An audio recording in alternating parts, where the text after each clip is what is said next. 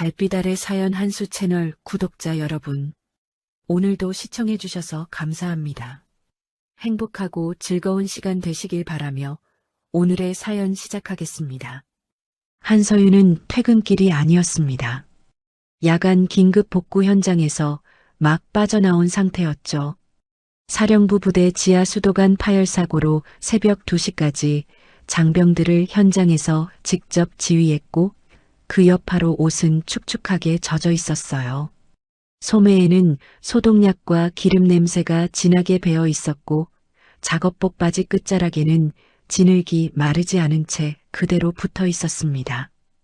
손등에는 검은 얼룩이 지워지지 않았고 손톱 사이로는 현장의 먼지가 파고들어 있었어요. 머리카락 사이로는 땀과 함께 현장의 냄새가 그대로 남아 있었습니다.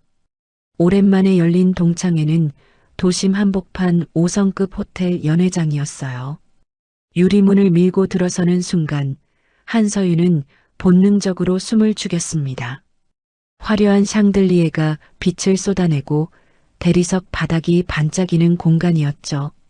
여기서 티나면 안 된다는 습관 같은 긴장감이 먼저 올라왔어요. 연회장 안은 온통 성공의 향기로 가득했습니다. 정장 차림의 동창들이 웃으며 인사를 나누고 있었고 누군가는 명함을 건네며 최근 승진 이야기를 자랑스럽게 늘어놓았어요. 여성 동창들은 명품 가방을 테이블 위에 올려놓고 최근 해외여행 이야기를 나누고 있었습니다. 한서윤은 구석으로 걸어가려 했어요. 최대한 눈에 띄지 않게 조용히 자리를 찾으려 했죠. 외투 지퍼를 목까지 올렸고 가방을 몸 앞쪽으로 꽉 껴안았습니다. 발걸음을 최대한 가볍게 하려 했지만 작업화 바닥에 묻은 진흙이 대리석 바닥에 희미한 자국을 남겼어요. 하지만 박미정은 한서윤을 놓치지 않았습니다. 한서윤을 보자마자 웃는 얼굴로 다가왔어요. 반가움이 아니라 뭔가 이상한 점을 포착한 사람의 표정이었죠. 박미정은 한서윤 앞에 서더니 코끝을 찡그리며 한마디를 던졌습니다. 서윤아, 너 무슨 냄새야? 혹시 어디서 일해? 그 말이 떨어지자마자 주변 동창들이 한 번에 몰려왔습니다. 마치 신호라도 받은 것처럼 일제히 고개를 돌렸어요. 누군가는 손부채질을 하고 누군가는 코를 막는 신용을 했습니다. 더 노골적으로 휴대전화를 슬쩍 들어 영상으로 찍는 척까지 하는 사람도 있었어요. 냄새가 진짜 심하네. 여기 호텔인데 좀 무슨 냄새지? 쉰내 같은데? 속삭임은 점점 커졌고 웃음소리가 곳곳에서 터져나오기 시작했습니다. 한서윤은 아무 말도 하지 않았어요. 사과도 변명도 하지 않았습니다. 그저 고개를 살짝 숙인 채 가만히 서 있었죠. 입술을 꾹 다물고 시선은 바닥을 향했어요. 그 침묵이 오히려 사람들을 더 부추겼습니다. 왜 아무 말도 안 해? 뭐 숨기는 거 있나? 수군거림이 점점 더 커졌어요. 박미정은 일부러 큰 소리로 웃으며 말했습니다. 우리 동창회 품격 있잖아. 너는 다음엔 샤워하고 와야지. 아니면 세탁소라도 들렀다 오든가. 그 말에 동창들이 일제히 킥킥대기 시작했어요. 이선우는 잠깐 미안한 표정을 지었지만 곧 말리려다 말고 어색하게 웃으며 맞장구를 쳤습니다. 야, 미정아, 너무 그러지 마. 서윤이도 바빴을 거 아냐. 그러면서도 웃음은 멈추지 않았죠. 한서윤을 바라보는 시선은 조롱과 연민, 그리고 약간의 불쾌함이 뒤섞인 것이었습니다. 한서윤은 자리를 찾으려다 안내 직원에게도 한 번 더 껄끄러운 시선을 받았어요. 젊은 여직원이 공손하게 다가와 낮게 속삭였습니다. 손님, 혹시 외투는 맡기실까요? 연회장 안이 따뜻해서요. 그 말이 칼처럼 꽂혔어요. 배려하는 척하지만 사실은 냄새를 문제 삼는 말이었죠. 직원의 눈빛에는 미세한 불편함이 담겨 있었습니다. 한서윤은 외투를 벗지 않았어요. 벗는 순간 작업복이 드러나고 더 많은 냄새가 퍼질 것 같았거든요.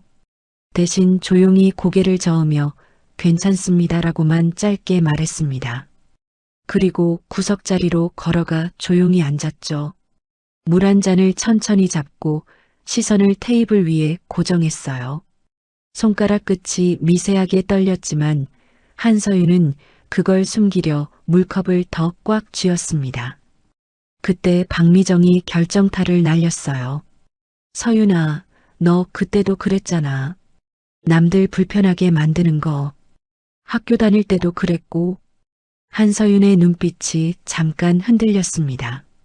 과거를 건드린 말이었어요.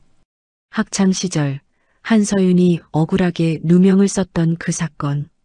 아무도 믿어주지 않았고 결국 한서윤만 피해를 입었던 그 기억. 하지만 한서윤은 끝내 고개를 숙인 채 물 한 잔만 천천히 입에 가져갔습니다. 동창회장은 웃음으로 가득했지만 한서윤의 귀에는 조롱의 숨소리만 들렸어요. 그리고 그 조롱이 이제 막 더 깊은 지옥으로 들어가려 하고 있었습니다. 식사가 시작되자 박미정은 일부러 한서윤 옆자리에 앉았습니다. 친절한 척하면서 계속 냄새 얘기를 꺼냈어요. 요즘은 샤워 시설도 없나? 아니면 집에 온수가 안 나와? 박미정의 목소리는 작았지만 주변 사람들이 다 들을 수 있을 만큼 또렷했죠. 옆자리 동창들이 고개를 돌려 한서윤을 쳐다봤고 누군가는 냅킨으로 코를 가리는 신용까지 했습니다. 한서윤이 젓가락을 들자 박미정이 한 번 더 크게 말했어요. 근데 서윤아, 너 손이 왜 그렇게 거칠어? 설마 막일? 요즘 시대에 그런 일을 해? 박미정은 한서윤의 손등을 가리키며 과장되게 놀란 표정을 지었습니다. 한서윤의 손은 굳은 살로 거칠었고 손톱 사이에는 검은 때가 끼어 있었어요. 동창들이 폭소를 터뜨렸습니다. 누군가는 야, 너 그렇게 살지 말고 동창들한테 기대도 돼. 우리가 좀 도와줄게라며 비웃듯 말했어요. 다른 동창은 요즘 일자리 많잖아. 괜찮은데 소개해줄까? 라며 동정 섞인 목소리로 말했죠. 하지만 그 말투에는 진심 어린 배려가 아니라 우월감이 묻어났습니다. 한서윤은 여전히 아무 말도 하지 않았어요. 그저 물만 한 모금씩 천천히 마시며 시간이 지나가기를 기다렸죠. 테이블 위의 음식은 하나도 손대지 못했습니다. 입맛이 없었고 무엇보다 주변 시선이 너무 따가웠거든요. 그 순간 테이블 한쪽에 놓여있던 봉투 하나가 사라졌습니다. 오늘 동창회가 단순 모임이 아니라 누군가의 승진 축하를 겸해 회비와 격려금을 모으는 자리였거든요. 두툼한 봉투에는 동창들이 각자 넣은 돈이 들어있었어요. 적게는 10만 원, 많게는 100만 원까지 들어있었죠. 박미정이 먼저 소리쳤습니다. 이상하네. 아까 분명히 테이블 위에 있었는데 박미정의 시선이 자연스럽게 한서윤에게 꽂혔어요. 다른 동창들도 따라서 한서윤을 쳐다봤습니다. 공기가 순식간에 무거워졌죠. 이선우가 급히 분위기를 돌리려 했습니다. 야, 잠깐만. 다들 천천히 찾아보자. 어디 떨어졌을 수도 있고 하지만 이미 늦었어요. 누군가가 아까 서윤이가 가방 뒤적이던데? 라고 말해버렸거든요. 그 말이 떨어지자마자 모든 시선이 한서윤의 가방으로 향했습니다.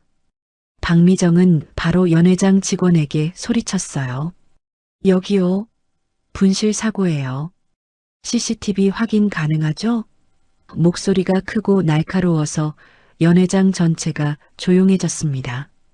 옆 테이블 손님들까지 고개를 돌려 이쪽을 쳐다봤어요. 직원이 당황한 표정으로 다가왔습니다. 손님, 일단 차분히 확인해 보시죠. 하지만 박미정은 더 과격해졌어요. 혹시라도 밖으로 나가면 큰일 나요.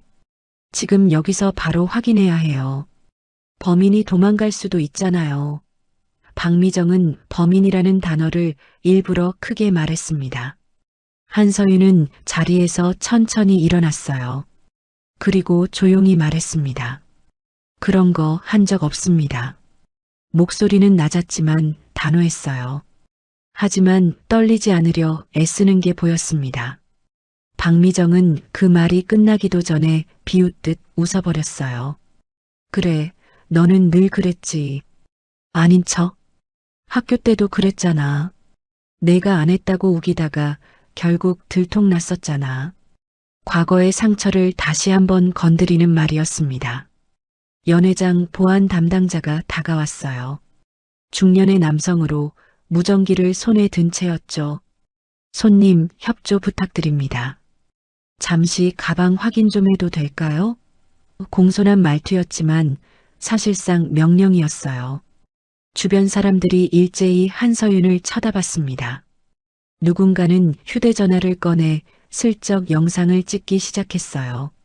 한서윤은 그 시선 속에서 예전에 똑같이 억울하게 몰렸던 장면이 떠올랐습니다. 고등학교 3학년 때 교실에서 지갑이 없어진 사건. 그때도 한서윤은 말이 없었고 그 침묵이 오히려 의심을 키웠죠. 결국 누명을 쓰고 학교 생활은 지옥이 됐었어요. 진짜 범인이 나중에 밝혀졌지만 그때의 상처는 평생 남았습니다.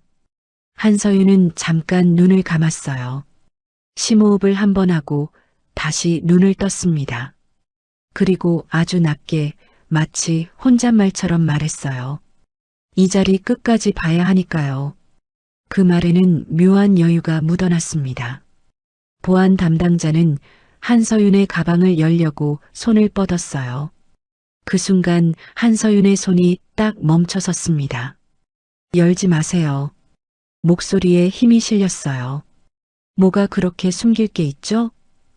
누군가가 비웃었습니다. 진짜 뭐 있나 보네. 빨리 열어보면 되잖아. 분위기는 이제 웃음이 아니라 사냥이었어요. 모두가 한서윤을 죄인으로 만들 준비를 끝낸 상태였죠. 박미정은 팔짱을 끼고 승리한 표정으로 서 있었고 다른 동창들은 구경하듯 둘러섰습니다. 그런데 그때 한서윤의 휴대전화가 조용히 울렸습니다. 진동 소리가 작게 들렸어요. 화면에는 짧은 문구 하나가 떠올랐습니다. 상황 개시. 목표 인물 확인 완료. 한서윤은 표정 하나 바꾸지 않고 자리에서 천천히 일어났어요. 그리고 말했습니다. 잠깐만 나갔다 오겠습니다. 박미정이 빈정대듯 소리쳤어요. 도망가려고? 봐라, 진짜 뭔가 있나 봐. 한서윤은 돌아보지 않았습니다. 다만 문을 나서는 등 뒤가 이상하게 단단해 보였어요. 마치 더 이상 흔들리지 않는 사람처럼요. 동창들은 몰랐습니다.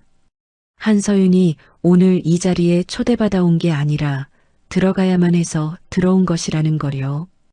호텔 복도 끝 사람 없는 공간에서 한서윤은 짧게 통화를 시작했습니다. 목소리가 달라졌어요. 조금 전까지 조용히 당하기만 하던 목소리가 아니었죠. 단정하고 냉정했습니다. 현장 영상 들어왔습니까? 질문이 아니라 확인이었어요. 상대는 극도로 긴장한 목소리로 대답했습니다. 예, 사령 아닙니다. 한 책임자님, 목표 인물이 지금 연회장 안에 있습니다. 봉투 이동 경로도 확인됐고요.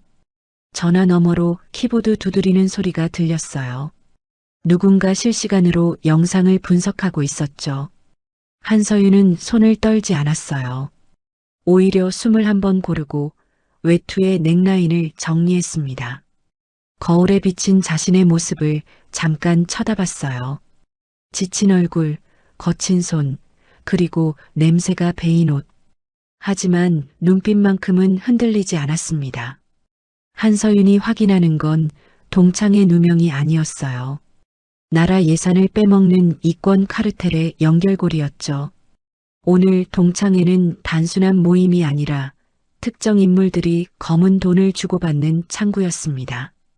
봉투 안에 든 돈은 회비가 아니라 거래의 표식이었고 그 돈이 어디로 흘러가는지 추적하는 게 오늘의 임무였어요. 한서윤은 몇 달 전부터 이 자리를 준비해 왔습니다. 동창의 초대를 받았을 때부터 이미 정보가 있었어요. 박미정과 연결된 특정 업체, 그리고 그 업체가 받아낸 불법 계약들. 오늘 동창회는 그 거래의 마지막 퍼즐 조각을 맞추는 자리였죠. 한서윤은 오늘 동창들 사이에서 봉투가 사라질 걸 알고 있었어요. 그리고 그 봉투가 단순 회비가 아니라 거래의 표식이 될 거라는 것도요. 박미정이 한서윤에게 누명을 씌우려 한 것까지도 예상 범위 아니었습니다. 오히려 그 덕분에 시간을 벌 수 있었죠. 한서윤은 복도에서 짧게 고개를 숙였어요. 잠깐, 아주 잠깐이었습니다. 그 표정에는 피로가 아니라 오래된 죄책감이 묻어 있었어요. 한서윤은 과거를 떠올렸습니다. 오래전 어떤 사고가 있었어요. 그 사고에서 가족을 잃었고 책임을 뒤집어 쓴 사람은 한서윤이었죠. 그 사고는 사실 한서윤의 잘못이 아니었습니다.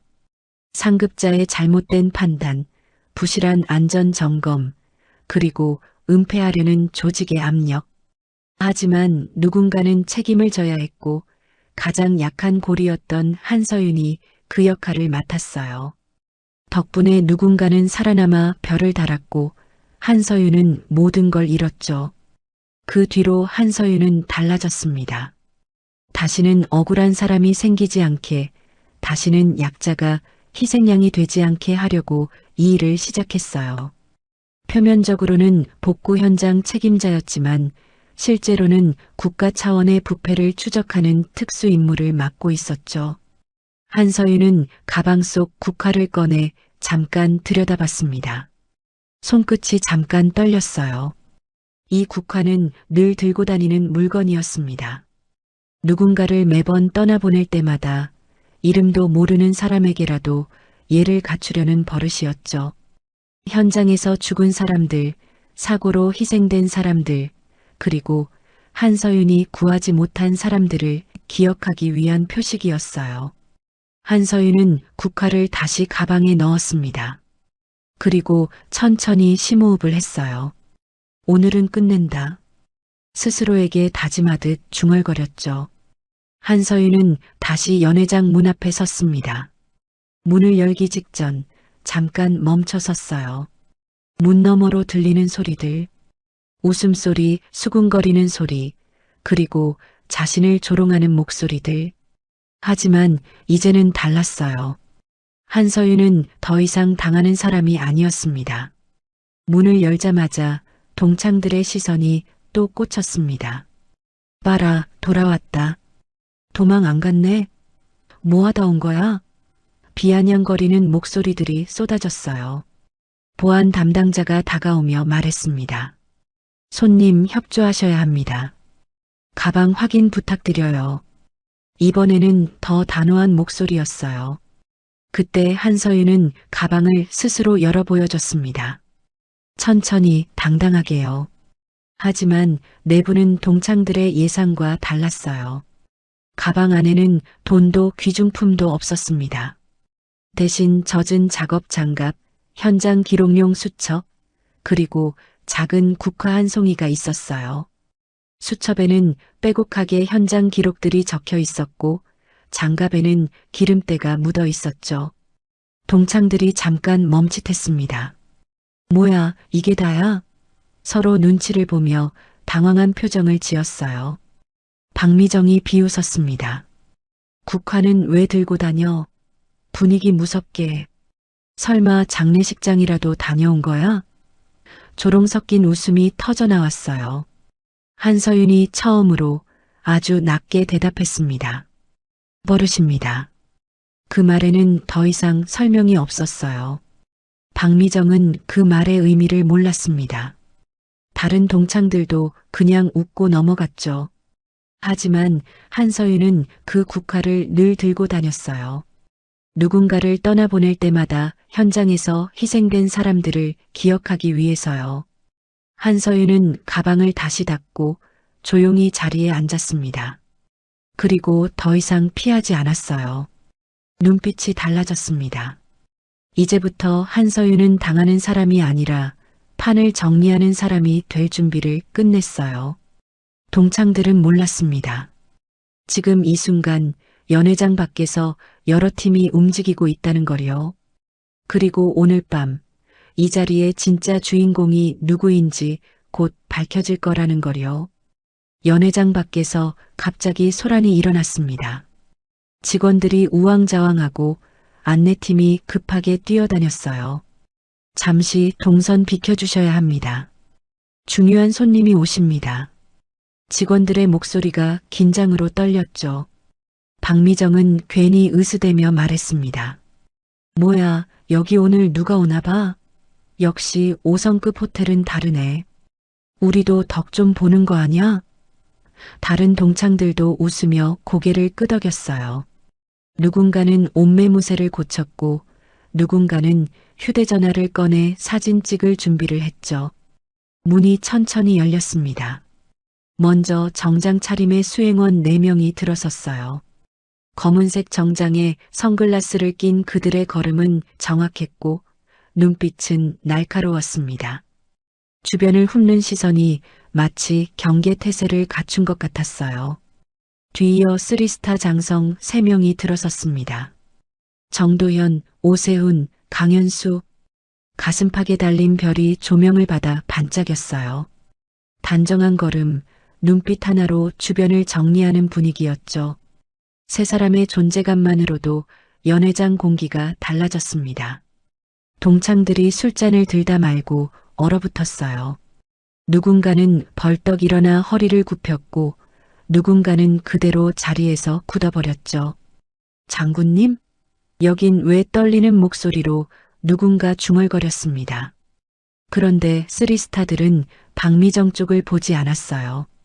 연회장 입구에서 가장 높은 사람들에게 인사할 법도 한데 시선이 정확히 구석 자리에 한서윤에게 꽂혔습니다. 마치 처음부터 한서윤을 찾아온 것처럼요. 정도현이 먼저 멈춰섰습니다. 그 순간 연회장 전체가 숨을 멈춘 듯 조용해졌어요. 웃음소리도 수군거리는 소리도 심지어 숨소리조차 들리지 않을 정도였죠. 모두가 무슨 일이 벌어지는지 이해하지 못한 채 그저 지켜봤습니다. 그리고 정도현이 아주 낮고 단단한 목소리로 말했어요. 사령관님, 보고드리겠습니다. 그 말이 떨어지자 오세훈과 강현수가 동시에 자세를 고쳤습니다. 두 사람 모두 정확하게 차렷 자세를 취했고 고개를 숙였어요. 수행원들도 일제히 허리를 굽혔죠. 박미정은 웃다가 그대로 굳어버렸습니다. 뭐라고요? 손에 들고 있던 와인잔이 흔들렸고 와인이 테이블 위로 조금 흘렀어요. 하지만 박미정은 그것조차 인식하지 못했습니다. 이선우는 잔을 놓치고 손을 떨었어요. 잔이 테이블에 부딪히며 쨍그랑 소리를 냈죠. 머릿속이 하얘졌습니다. 설마 저 사람이 방금 우리가 조롱하고 누명을 씌우려 했던 그 사람이 이선우의 얼굴에서 핏기가 빠졌어요. 다른 동창들도 마찬가지였습니다. 누군가는 입을 벌린 채 멍하니 서 있었고 누군가는 의자를 뒤로 밀며 뒷걸음질 쳤어요. 사령관이라고? 설마 진짜? 믿을 수 없다는 표정들이었죠. 한서윤은 자리에서 일어나지 않았습니다. 단지 고개만 아주 조금 들었어요. 눈빛이 차갑지도 거만하지도 않았습니다. 오히려 지친 사람의 눈이었어요. 오랜 시간 무거운 짐을 짊어진 사람의 눈빛이었죠. 강현수가 한 걸음 다가왔습니다. 그리고 망설임 없이 바닥에 납작 엎드리다시피 고개를 숙였어요. 사령관님, 늦어서 죄송합니다. 상황 정리 완료했습니다. 목소리에는 존경과 긴장이 섞여 있었습니다. 연회장 안의 동창들이 따라하듯 허리를 숙이기 시작했어요. 하지만 그건 존경이 아니라 공포에 가까웠습니다. 무슨 일이 벌어지는지 정확히 이해하지 못한 채 본능적으로 고개를 숙인 거였죠. 박미정은 뒤로 한 발 물러섰습니다. 다리가 후들거렸고 숨이 가빠졌어요. 방금 전까지 냄새 난다며 조롱하던 입이 이제는 말이 나오지 않았습니다. 목구멍이 바짝 말라버렸죠. 그때 오세훈이 말했습니다. 사령관님, 오늘 일정이 이렇게 불편하게 된 점 저희가 미리 차단하지 못해 죄송합니다. 목소리에는 진심 어린 사과가 담겨 있었어요. 한서윤이 아주 조용히 말했습니다. 일정이 불편한 게 아니라 사람이 불편하게 만든 겁니다. 그 한마디가 칼처럼 연회장에 꽂혔어요. 동창들이 동시에 숨을 죽였습니다. 한서윤의 목소리는 크지 않았지만 무게가 달랐어요. 명령하는 톤도 화내는 톤도 아니었습니다. 그저 담담하게 사실을 말하는 톤이었는데 그게 더 무서웠죠. 이제 누명도 조롱도 다르게 보이기 시작했습니다. 방금까지 도둑으로 몰려던 사람이 사실은 이 나라에서 가장 높은 위치 중 하나에 있는 사람이었던 거예요. 냄새를 이유로 조롱받던 사람이 사실은 누군가의 생명을 구하는 현장에서 온 사람이었던 겁니다. 한서윤을 죄인 취급하던 이 공간이 단숨에 심판의 공간으로 바뀌었어요. 이제 누가 진짜 잘못했는지, 누가 진짜 부끄러워해야 하는지 명확해졌죠. 정도연이 다시 한번 말했습니다. 사령관님, 목표 인물 확보 완료했습니다. 지시 대기 중입니다. 그 말에 동창들의 얼굴이 더 창백해졌어요. 목표 인물? 그게 누구를 말하는 거지? 혹시 우리 중 누군가? 박미정의 다리가 풀리기 시작했습니다. 무릎이 꺾이려는 걸 간신히 참으며 테이블을 붙잡았어요. 이제야 깨달았습니다. 오늘 이 동창회가 단순한 모임이 아니었다는 걸요. 박미정은 그대로 무너질 사람이 아니었습니다. 순간의 충격에서 벗어나자마자 박미정은 바로 상황을 뒤집으려 했어요.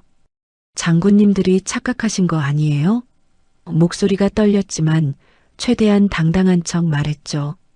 여기 사람 많은데 혹시 다른 사람이랑 헷갈리신 거 아닌가요? 누군가 박미정 편에 섰습니다. 그래요. 요즘 사칭 많잖아요. 신분증 같은 거 확인해 봐야 하는 거 아니에요? 다른 동창도 거들었어요. 맞아. 우리가 그냥 넘어가면 안 돼. 확실하게 확인해야지. 박미정은 연회장 직원에게 소리쳤습니다. 저 사람 신분 확인부터 해요. 아까 분실 사건도 있었고요. 혹시 모르잖아요. 사기꾼일 수도 있고. 목소리가 점점 커졌어요. 마치 자신이 피해자인 것처럼 행동했죠. 그 말에 분위기가 또 흔들렸습니다. 혹시 진짜면? 만약 아니면? 사람들은 끝까지 의심으로 도망치려 했어요. 쓰리스타들이 와도 현실을 인정하고 싶지 않았던 겁니다. 이선우가 떨리는 목소리로 말했어요. 서윤아, 너 진짜야? 진짜 사령관이야? 믿고 싶지 않다는 표정이었죠. 같이 학교 다니던 평범한 친구가 어떻게 그런 위치에 올라갈 수 있단 말인가요? 한서윤은 대답 대신 테이블 위에 물컵을 아주 천천히 내려놨습니다. 진짜냐고요? 한서윤의 목소리가 낮아졌어요. 그리고 처음으로 표정이 무너지기 시작했습니다. 분노가 아니라 오래 참아온 허무가 묻어났어요. 한서윤은 조용히 말했습니다. 한서윤은 오늘 여기서 다시 한번 죽을 뻔했습니다. 그 말에 연회장이 다시 조용해졌어요. 냄새로 사람을 판단하고 누명을 씌우고 공개적으로 모욕했죠. 한서윤이 입을 다물고 있으니까 더 세게 밟았습니다. 동창들의 얼굴이 창백해졌어요. 한서윤의 말 한마디 한마디가 비수처럼 꽂혔죠. 그 순간 수행원 중 한 명이 짧게 보고했습니다. 사령관님, 목표 인물 봉투 전달 시도 확인했습니다. 영상 확보 완료했고요. 수행원은 태블릿을 꺼내 화면을 보여줬어요. 박미정의 얼굴이 새파래졌습니다. 화면에는 박미정이 봉투를 특정 인물에게 건네는 장면이 선명하게 찍혀 있었어요. 그 인물은 연회장 구석에 조용히 앉아있던 중년 남성이었죠. 동창이 아니라 박미정이 따로 초대한 사람이었습니다. 박미정은 눈치챘어요. 이게 단순 동창회가 아니었다는 걸요. 처음부터 한서윤이 이 자리에 온 이유가 따로 있었다는 걸요. 박미정은 마지막 발악을 했습니다. 내가 뭘 했다고요? 나 그런 거 몰라요. 누가 시켜서 한 거예요. 목소리가 떨렸고 눈물까지 글썽거렸어요. 나도 피해자라고요. 나한테도 협박이 들어왔어요. 그런데 연회장 밖에서 경찰복 비슷한 사람들이 들어오려는 움직임이 보였습니다. 박미정이 급하게 누군가에게 연락한 흔적이었어요. 박미정은 자신을 보호하려고 외부 세력까지 끌어들이려 한 겁니다. 강현수가 차갑게 말했습니다. 출입 통제하십시오. 누구도 들어오지 못하게. 수행원들이 즉시 움직였어요. 연회장 문이 잠기고 밖에서 들어오려던 사람들이 저지당했죠.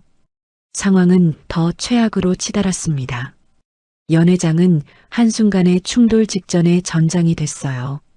박미정은 의자를 붙잡고 울기 시작했고 다른 동창들은 서로 눈치만 봤습니다. 누가 연루됐는지 누가 안전한지 알 수 없었거든요. 동창들은 이제 웃지도 못하고 서로를 의심하기 시작했어요. 방금 전 조롱이 이제는 자기 목을 조르는 공포가 됐죠. 나는 몰랐어. 나는 관련 없어. 변명하는 소리가 여기저기서 터져나왔습니다. 정도연이 냉정하게 말했습니다. 오늘 이 자리에서 주고받은 모든 대화, 모든 거래는 기록됐습니다. 영상, 음성, 계좌 이체 내역까지 전부요. 그 말에 몇몇 동창들의 얼굴이 하얗게 질렸어요. 한서윤은 천천히 일어났습니다. 그리고 말했어요. 오늘 여기서 끝냅시다. 그 말이 선언처럼 떨어졌죠. 명령도 협박도 아니었습니다. 그저 더 이상 이런 일이 반복되지 않게 하겠다는 의지였어요. 박미정이 바닥에 주저앉으며 소리쳤습니다. 제발, 제발 기회를 주세요. 나도 살려고 한 거예요. 하지만 한서윤은 박미정을 내려다보지도 않았습니다. 오세훈이 말했습니다. 사령관님, 관련자 전원 신원 확인 완료했습니다. 후속 조치 어떻게 하시겠습니까? 그 말에 연회장 안공기가 더욱 무거워졌어요. 한서윤은 잠깐 눈을 감았습니다. 그리고 다시 눈을 떴을 때 그 눈빛에는 결연함이 담겨 있었어요. 법에 따라 처리합니다. 단 진심으로 잘못을 인정하는 사람에게는 기회를 주십시오. 동창들이 그제야 깨달았습니다. 한서윤이 복수하려는 게 아니라는 걸요. 그저 잘못된 걸 바로잡으려는 거라는 걸요. 하지만 그게 오히려 더 무서웠습니다. 차라리 화를 내고 소리를 지르면 이해라도 할 텐데 담담하게 원칙대로 처리하겠다는 게 더 두려웠죠. 이선우가 무릎을 꿇었습니다. 서윤아 미안해. 정말 미안해. 눈물이 주르륵 흘러내렸어요. 내가 왜 그랬는지 모르겠어. 내가 그렇게 힘들었는데.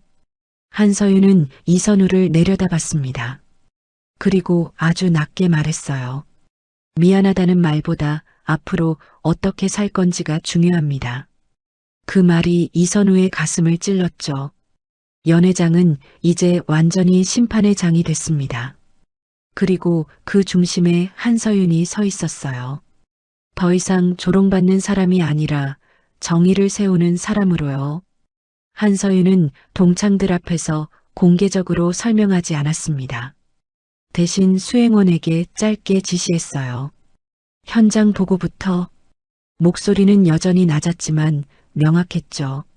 수행원이 태블릿을 꺼내 벽면 스크린에 연결했습니다. 영상이 재생되기 시작했어요. 봉투는 회비가 아니었습니다.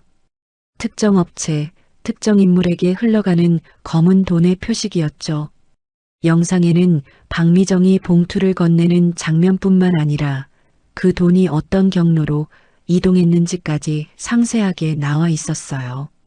동창들이 화면을 보며 경악했습니다. 이게 뭐야, 설마 우리도? 누군가는 자신이 낸 회비가 어디로 갔는지 떠올리며 얼굴이 하얘졌어요. 자신도 모르는 사이에 불법 거래에 연루됐을 수도 있다는 공포가 엄습했죠.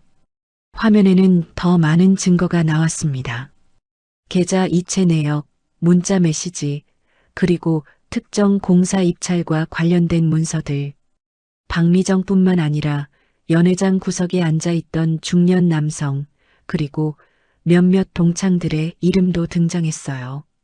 그 순간 한서윤의 휴대전화가 다시 울렸습니다. 이번에는 진짜 긴급 상황이었어요. 화면에 떠오른 문구를 보자마자 한서윤의 표정이 굳어졌습니다. 사령관님, 복구 현장 쪽에서 사고가 매몰 추정 3명. 한서윤의 눈빛이 변했어요. 동창회 따위는 이제 의미가 없었습니다. 누군가의 생명이 걸린 문제였죠. 한서윤은 즉시 쓰리스타들에게 말했습니다. 여기 정리해 주십시오. 한서윤은 현장으로 갑니다. 정도연이 고개를 끄덕였습니다. 알겠습니다, 사령관님. 안전하게 다녀오십시오. 다른 쓰리스타들도 동시에 고개를 숙였어요. 박미정이 갑자기 울먹이며 말했습니다. 서윤아, 아니, 사령, 그게 아니라 난 몰랐어. 진짜 몰랐다고. 목소리가 떨리며 눈물이 쏟아졌어요. 나도 누가 시켜서 한 거야. 제발 한 번만. 한서윤은 돌아보지 않았습니다. 대신 아주 낮게 말했어요. 몰랐다는 말이 제일 잔인합니다. 그 한마디가 박미정의 변명을 완전히 차단했죠. 몰랐다고 해서 잘못이 사라지지 않습니다. 몰랐다면 알아야 했어요.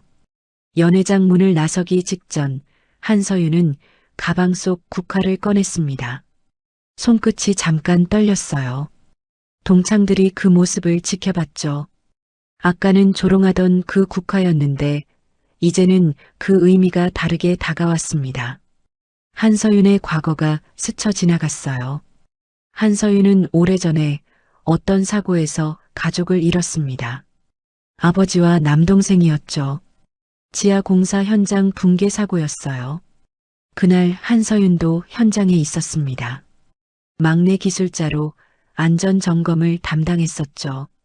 사고는 한서윤의 잘못이 아니었습니다.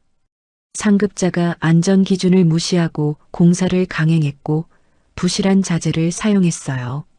하지만 누군가는 책임을 져야 했습니다. 그리고 가장 약한 고리였던 한서윤이 그 책임을 뒤집었었죠. 한서윤은 모든 걸 잃었습니다. 가족도 명예도 미래도. 하지만 그 덕분에 누군가는 살아남았어요. 그 상급자는 책임을 면했고 나중에 승진해서 별을 달았죠. 한서윤은 그 뒤로 달라졌습니다. 다시는 약자가 희생양이 되지 않게, 다시는 부당한 권력이 사람을 짓밟지 못하게 하려고 이 길을 선택했어요. 복구 현장 책임자로 일하면서 동시에 국가 차원의 부패와 부조리를 추적하는 특수 임무를 맡았습니다. 국화는 그 상징이었어요. 한서윤이 구하지 못한 사람들, 현장에서 희생된 사람들, 그리고 언젠가 한서윤이 꼭 구해내야 할 사람들을 기억하기 위한 표식이었죠. 매일 현장에 갈 때마다 한서윤은 이 국화를 보며 다짐했습니다. 오늘은 아무도 죽지 않게 하겠다고요. 한서윤은 국화를 다시 가방에 넣었습니다. 오늘은 또 누군가를 살려야 합니다. 그 말이 너무 담담해서 오히려 주변이 더 숨이 막혔어요. 이선우가 떨리는 목소리로 물었습니다. 서윤아, 너 그동안 얼마나 힘들었어? 하지만 한서윤은 대답하지 않았어요. 그저 외투를 여미고 현장으로 향할 준비를 했죠. 한서윤이 떠난 자리에 남은 동창들은 처음으로 깨닫기 시작했습니다. 냄새가 더럽다는 뜻이 아니라 누군가를 살린 흔적이었다는 거요. 거친 손이 게으름의 표시가 아니라 누군가를 구하기 위해 흙을 파내고 잔해를 치운 흔적이었다는 걸요. 강현수가 동창들을 향해 말했습니다. 여러분이 오늘 조롱한 사람은 이 나라에서 가장 많은 생명을 구한 사람 중 한 명입니다. 목소리가 무거웠어요. 그분이 현장에서 흘린 땀 한 방울이 여러분의 편안한 일상을 지켜준 겁니다. 동창들이 고개를 숙였습니다. 부끄러움과 죄책감이 밀려왔어요. 박미정은 바닥에 주저앉은 채 울기만 했죠. 오세훈이 덧붙였습니다. 사령관님은 오늘도 내일도 누군가를 구하러 가실 겁니다. 여러분이 잠든 밤에도 편하게 식사하는 시간에도요. 그 말이 동창들의 가슴을 찔렀습니다. 한서윤은 연회장을 완전히 벗어났습니다. 복도를 걸으며 현장팀에 지시를 내렸어요. 구조장비 3대, 의료진 대기, 지금 출발합니다. 목소리에 흔들림이 없었죠. 남겨진 연회장은 침묵으로 가득했습니다. 아무도 감히 말을 꺼내지 못했어요. 오늘 자신들이 무슨 짓을 했는지 이제야 온전히 깨달았으니까요. 쓰리스타들은 연회장 안을 장악하듯 정리했습니다. 정도연이 차갑게 말했어요. 지금부터는 개인 모임이 아닙니다. 이 자리는 국가안보와 관련된 조사 현장으로 전환됩니다. 그 말에 동창들의 얼굴이 새하얗게 질렸죠. 확보된 영상과 기록이 테이블 위에 차례로 놓였습니다. 박미정과 특정 업체 관계자의 통화 내역, 계좌 이체 기록, 그리고 불법 입찰과 관련된 문서들이었어요.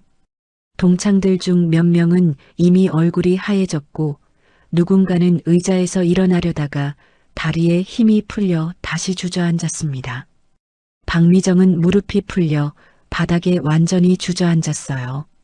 나한테도 누가 시켜서 나도 살려고 빚이 있어서 목소리가 떨리며 변명을 쏟아냈죠. 가족들 때문에 어쩔 수 없었어요. 제발. 강현수가 단호하게 말했습니다. 살려고 남을 밟으면 그게 인간입니까? 목소리가 차갑게 식어 있었어요. 당신의 사정이 무엇이든 그게 타인을 모욕하고 누명을 씌울 이유는 되지 못합니다. 이선우는 끝내 울음을 터뜨렸습니다. 서윤이를 내가 왜 그렇게 눈물이 주르륵 흘러내렸어요. 같이 학교 다닐 때 서윤이가 얼마나 착했는데 내가 왜 자책하는 목소리가 연회장에 울려 퍼졌죠. 다른 동창들도 하나둘 무너지기 시작했습니다. 저는 정말 몰랐어요. 그냥 분위기에 휩쓸려서 변명들이 쏟아졌지만 그 누구도 자신의 잘못을 온전히 인정하지 못했어요. 그때 연회장에 다시 한서윤이 잠깐 나타났습니다. 사고 현장으로 가기 전 마지막 확인을 하러 온 거였어요. 외투를 벗고 작업복 차림으로 돌아온 한서윤의 모습은 아까와는 완전히 달랐습니다. 현장 책임자의 모습 그대로였죠. 박미정과 동창들이 동시에 바닥에 무릎을 꿇었습니다. 장군님 아니 사령관님 죄송합니다. 목소리가 떨렸어요. 정말 죄송합니다. 이선우는 완전히 엎드려 이마를 바닥에 댔죠. 서윤아 미안해. 정말 미안해. 한서윤은 그 모습을 보고도 승리한 표정이 아니었습니다. 오히려 지친 숨을 내쉬었어요. 얼굴에는 피로가 가득했고 눈빛에는 슬픔 같은 게 어려 있었죠. 일어나세요. 한서윤이 조용히 말했습니다. 하지만 아무도 일어나지 못했어요. 부끄러움과 죄책감이 너무 커서 차라리 바닥에 엎드린 채로 있는 게 편했거든요. 한서윤이 다시 말했습니다. 사과는 나에게 하지 마세요. 목소리가 낮았지만 분명했어요. 동창들이 고개를 들어 한서윤을 쳐다봤죠. 한서윤은 연회장 구석에 서 있던 직원 쪽을 바라봤습니다. 아까 물과 수건을 건네던 김정자였어요. 한서윤이 냄새 때문에 불편해할 때 유일하게 친절하게 대해줬던 사람이었죠. 오늘 여기서 가장 모욕당한 건 한서윤이 아닙니다. 한서윤의 목소리가 연회장에 울려 퍼졌어요. 사람을 사람 취급하지 않은 여러분입니다. 냄새로, 외모로, 직업으로 사람을 판단하고 조롱했죠. 동창들이 고개를 더 숙였습니다. 반박할 말이 없었어요. 한서윤은 박미정에게 시선을 돌렸습니다. 한서윤의 냄새가 불쾌했죠. 박미정이 움찔했어요. 그런데 그 냄새가 없으면 오늘도 누군가는 죽습니다. 지금 이 순간에도요. 그 말에 연회장이 완전히 조용해졌습니다. 숨소리조차 들리지 않을 정도였어요. 한서윤이 계속 말했습니다. 한서윤의 손이 거칠다고 비웃었죠. 그런데 이 손이 없으면 무너진 건물 아래 깔린 사람을 꺼낼 수 없습니다. 이 손이 없으면 터진 수도관을 막을 수 없어요. 이선우가 흐느끼기 시작했습니다. 미안해, 정말 미안해. 박미정은 오열했어요. 미안해, 내가 미쳤었어. 눈물과 콧물이 범벅이 됐지만 닦을 생각도 하지 못했죠. 한서윤은 마지막으로 말했습니다. 오늘 이후로 누군가를 냄새로 판단하면 잠깐 말을 멈췄어요. 그리고 아주 낮게, 하지만 분명하게 말했죠. 그때는 다시는 기회 없습니다. 그 한마디가 처벌보다 더 무서웠습니다.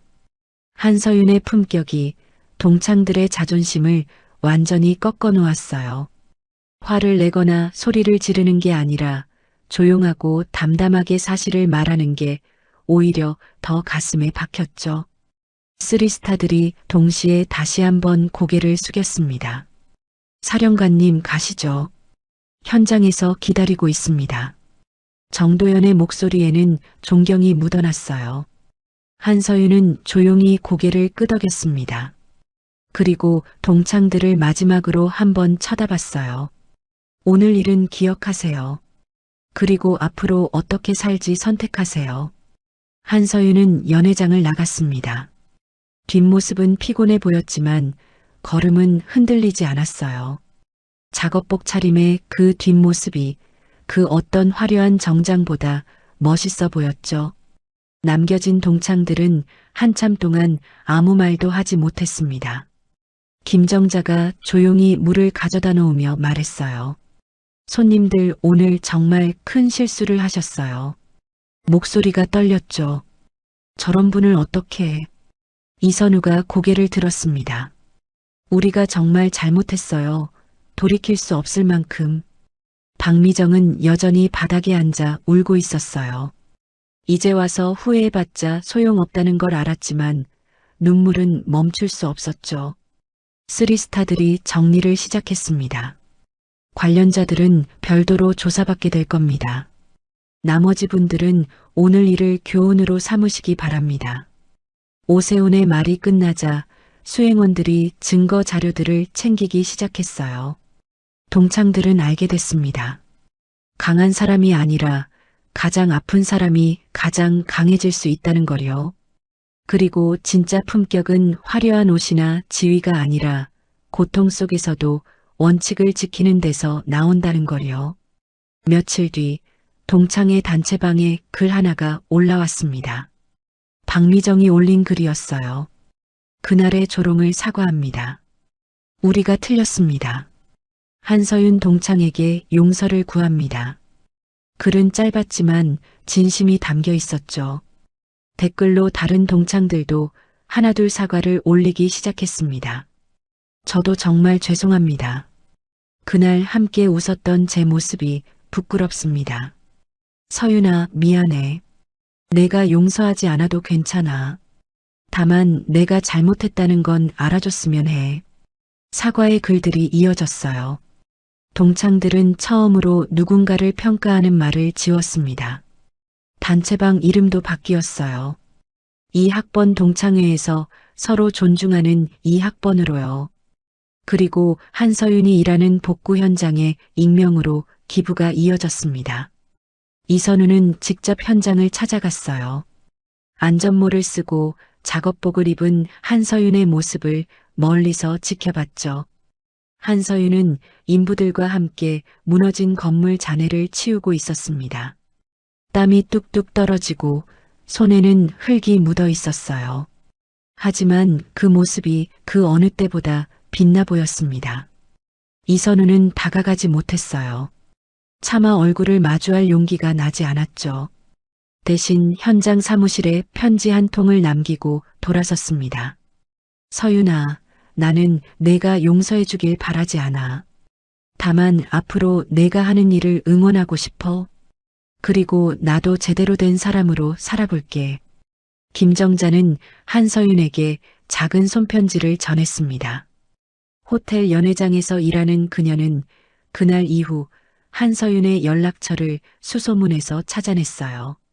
그날 외투를 안 맡기신 이유, 이제 알겠어요. 다만 다음엔 몸도 마음도 좀 덜 다치셨으면 해요. 당신 같은 분이 계셔서 우리 같은 사람들이 안전하게 살 수 있는 거잖아요. 한서윤은 편지를 읽으며 잠깐 미소를 지었습니다. 오랜만에 짓는 미소였어요. 따뜻하고 조금은 쓸쓸한 미소였죠. 한서윤은 사고 현장 옆 작은 추모 공간에 국화를 놓았습니다. 며칠 전 사고로 목숨을 잃을 뻔했던 3명은 모두 무사히 구조됐어요. 하지만 한서윤은 늘 그랬듯 희생될 뻔했던 생명을 기억하기 위해 국화를 놓았죠. 그 국화는 늘 들고 다니던 국화와 똑같았습니다. 한서윤은 혼잣말처럼 말했어요. 오늘은 아무도 안 죽었습니다. 당신 덕분입니다. 한서윤이 말하는 당신은 과거에 한서윤이 구하지 못했던 아버지와 동생이었어요. 그들이 남긴 교훈 덕분에 한서윤은 더 많은 사람을 구할 수 있었으니까요.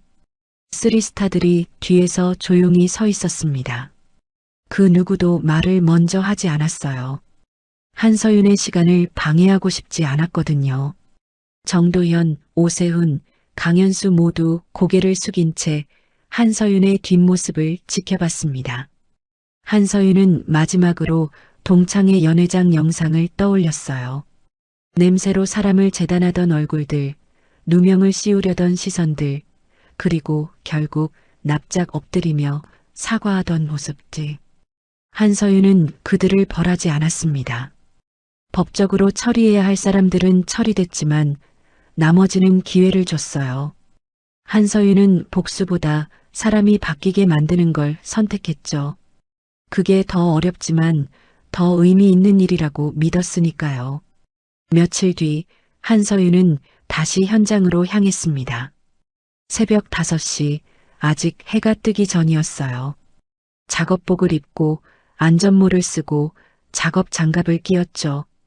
가방 속에는 여전히 국화 한 송이가 들어 있었습니다. 현장에 도착하자 인부들이 반갑게 인사했습니다. 사령관님, 오늘도 일찍 오셨네요. 어제 회의 끝나고 주무시긴 하신 거예요? 걱정 섞인 목소리들이었죠. 한서윤은 웃으며 대답했습니다. 괜찮습니다. 일부터 시작하죠. 목소리는 피곤했지만 의지는 꺾이지 않았어요. 마지막 장면, 한서윤은 작업복 위에 깨끗한 외투를 걸쳤습니다. 냄새는 여전히 남아 있었어요. 소독약 냄새, 기름 냄새, 땀 냄새. 하지만 이제 그 냄새는 굴욕이 아니라 누군가를 살린 흔적이었죠. 한서윤은 조용히 걸어갔습니다. 아침 햇살이 한서윤의 뒷모습을 비췄어요. 그림자가 길게 늘어졌고 그 그림자 속에는 과거의 아픔도 현재의 사명도 미래의 희망도 함께 담겨 있었죠. 그 뒷모습을 보며 쓰리스타들이 낮게 말했습니다. 사령관님, 오늘도 고생 많으셨습니다. 목소리에는 진심 어린 존경이 담겨 있었어요. 한서윤은 고개만 끄덕이며 아주 작게 웃었습니다. 괜찮습니다. 내일도 해야죠. 그 말이 담담했지만 그 안에는 흔들리지 않는 의지가 담겨 있었어요. 현장에서는 이미 작업이 시작되고 있었습니다. 사람들이 움직이고 기계가 돌아가고 복구가 진행되고 있었죠. 한서윤은 그 속으로 걸어 들어갔습니다. 한 걸음 한 걸음 흔들림 없이요. 동창들은 각자의 자리에서 한서윤을 떠올렸습니다. 그리고 깨달았어요. 진짜 강한 사람은 남을 짓밟는 사람이 아니라 아픔을 딛고 일어나 다른 사람을 구하는 사람이라는 거요. 박미정은 법적 처리를 받게 됐지만 반성하며 새로운 삶을 준비하기 시작했습니다. 이선우는 자원봉사를 시작했어요. 다른 동창들도 각자의 방식으로 변화를 시도했죠. 한서윤이 심은 씨앗이 조금씩 싹을 틔우기 시작한 겁니다. 냄새로 사람을 판단하지 말라는 교훈, 약자를 함부로 대하지 말라는 가르침, 그리고 진짜 품격은 어디서 나오는지에 대한 깨달음. 한서윤은 오늘도 내일도 현장으로 향할 겁니다. 누군가를 구하기 위해, 누군가의 안전을 지키기 위해요. 그 모습이 누군가에게는 냄새나는 사람으로 보일 수도 있겠죠. 하지만 이제 한서윤은 흔들리지 않습니다. 냄새는 여전히 옷에 배어 있었지만 그 냄새의 의미는 완전히 달라졌습니다. 조롱의 대상이 아니라 존경의 표시로요. 그리고 그 냄새를 맡을 때마다 사람들은 기억할 겁니다. 누군가 오늘도 우리를 위해 땀 흘리고 있다는 걸요. 한서윤의 하루가 시작됩니다. 오늘도 내일도 그 다음 날도요.